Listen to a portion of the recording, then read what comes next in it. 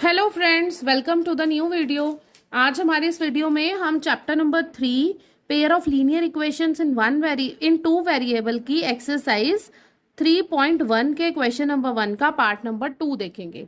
जिन भी स्टूडेंट्स ने introduction video नहीं देखी है या पार्ट 1 नहीं देखा है क्वेश्चन नंबर 1 का, वो पहले वो कंप्लीट कर ले फिर ये वीडियो देखें। ठीक है, चलिए स्टार्ट करते हैं।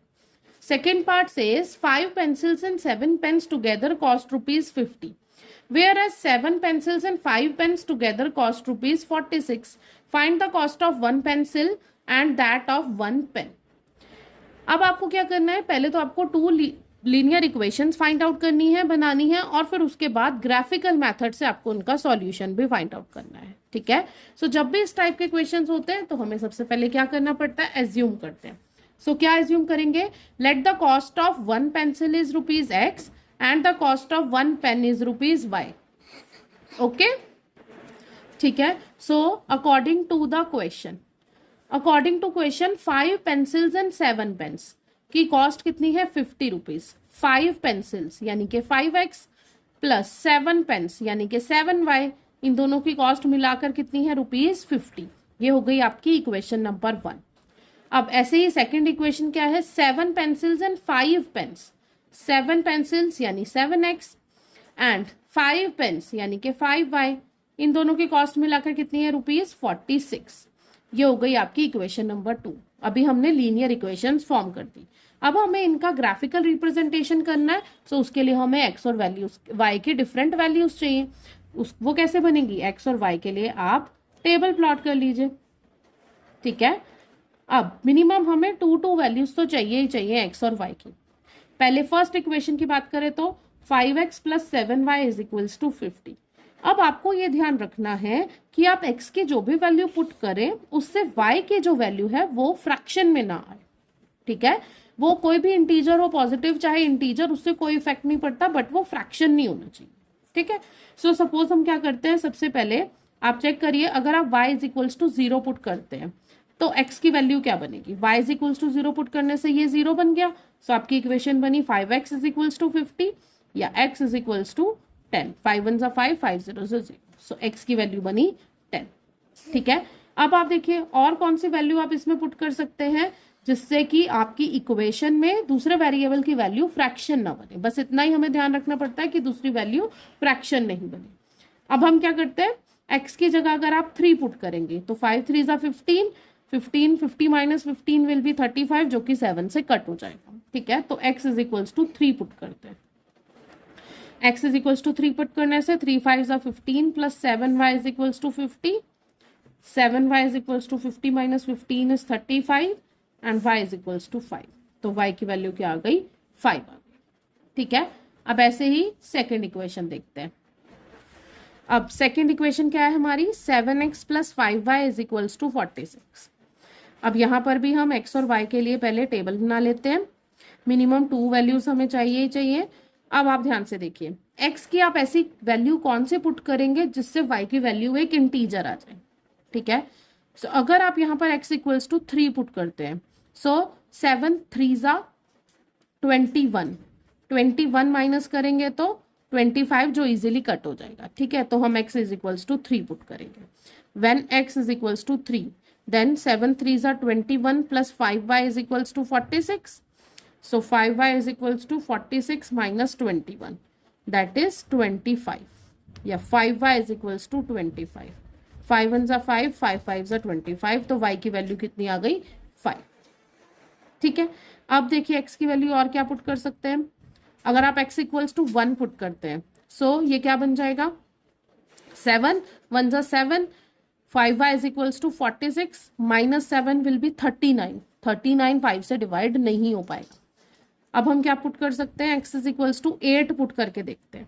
अगर आपने x is equals to 8 put किया तब ये क्या बनेगा, 7 8 जा 56 बनेगा, है ना। 56 plus 5y is equals to 46। 5y will be 46 minus 56, that is minus 10। 5y is equals to minus 10। 5 1 जा 5, 5 2 जा 10, y की वैल्यू क्या आ गई, -2। माइनस में आ जाए इंटीजर कोई प्रॉब्लम नहीं है, बट फ्रैक्शन नहीं होना चाहिए। ठीक है, तो अब हमारे पास दोनों टेबल्स रेडी हैं। अब हम क्या करेंगे, इनके हेल्प से ग्राफ बना लेंगे अपना। सो चलिए ड्रॉ करते हैं अब हमारा ग्राफ। चलिए स्टूडेंट्स, अब हम इसका ग्राफ ड्रॉ कर लेते हैं। ग्राफ पे आपको सबसे पहले वाई एक्सिस और एक्स एक्सिस ड्रॉ कर लेने हैं। ठीक है, अब हम क्या करेंगे, हमें इनके ग्रुपिंग करनी है। अब हमें स्केल फाइंड आउट करना है। तो आप देखिए, एक्स की मैक्सिमम वैल्यू आपके पास 10 है और वाई की मैक्सिमम वैल्यू आपके पास 5 है। ठीक है, सो अब हम क्या कर रहे हैं, 1 big box is equals to 2 assume कर लेते हैं। ठीक है, सो हम ये तो आपका स्टार्टिंग ओरिजिन हो गया 0 0, this will be 2 4 6 8 10 12 like this. ऐसे ही ऊपर भी लिख लीजिए, वाई एक्सिस पर 2 4 6 8 10, नीचे लिख लीजिए -2 -4 -6। ऐसे ही एक्स एक्सिस पर लिख लीजिए negative numbers -2 -4 -6 and so right. अब आप ध्यान से देखिए, x इज इक्वल्स टू 10 पर y इज इक्वल्स टू 0 है। ठीक है, so x is equals to 10, यहां पर होगा आपका x is equals to 10, y is equals to 0। So this is your first point, इसको आप छोटा सा सर्कल कर लीजिए।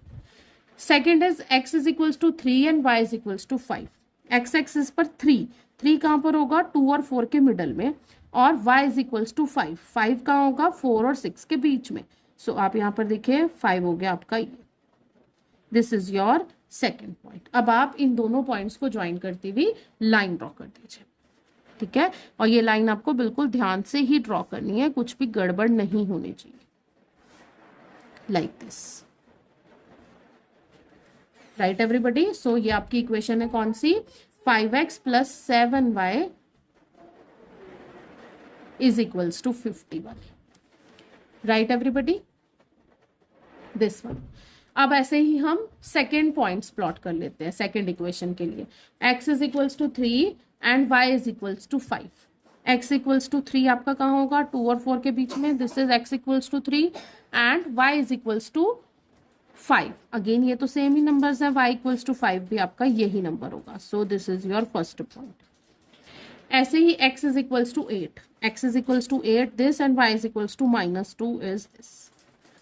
ठीक है, सो अब आपको इन दोनों पॉइंट्स को ज्वाइन करते हुए लाइन ड्रॉ कर देनी है। बिल्कुल ध्यान से देखकर सेंटर से ड्रॉ करेंगे। ये आपकी इक्वेशन कौन सी हो गई, दूसरी equation, 7x plus 5y is equals to 46।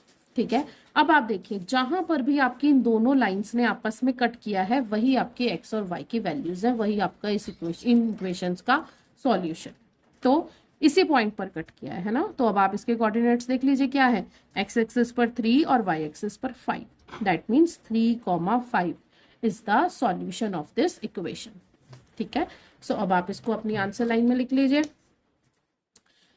So from the graph the cost of 1 pencil is ₹3 and the cost of 1 pen is 5। ये आपको आंसर लाइन बनाकर लिखनी है। Okay, I hope this question is clear to all. और अगर कहीं पर भी कोई डाउट रह जाता है तो आप मुझसे कमेंट सेक्शन में लिखकर जरूर पूछिए, मैं जल्दी से जल्दी आपका डाउट क्लियर करने की कोशिश करूँगी। ओके एवरीबडी, तो मिलते हैं जल्दी एक और नई वीडियो के साथ। Bye everyone.